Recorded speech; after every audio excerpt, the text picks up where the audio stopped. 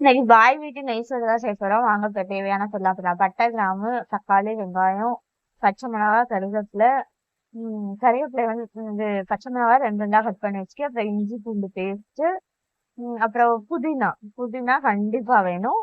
அப்புறம் தேங்காய் பால், அப்புறம் அரிசி ஒரு டம்ளர் எப்பயும் போல ஊற போட்டாச்சு. இப்போ வாங்க நெய் சாப்பாடை ரொம்ப குயிக்கா தாளிச்சு விடலாம்.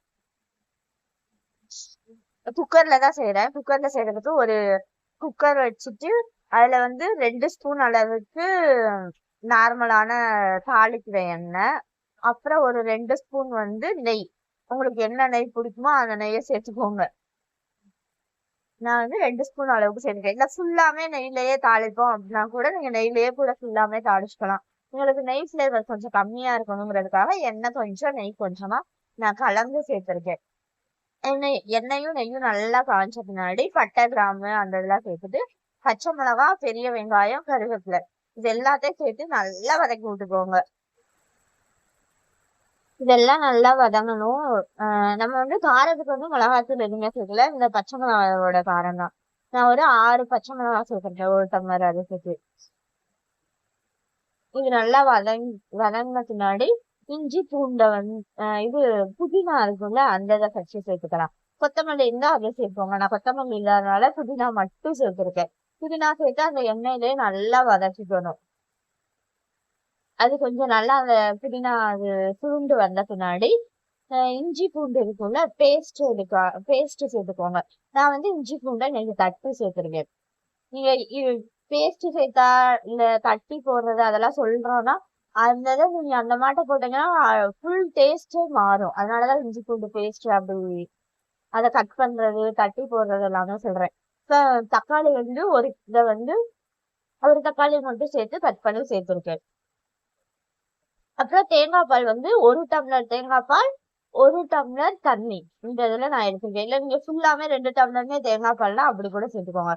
இப்போ இது நல்லா வதங்கிடுச்சு. பச்சை வாடை போனோடனே நம்ம தேங்காய் பாலும் தண்ணி 1 டம்ளரும் சேர்த்து விட்டாச்சு.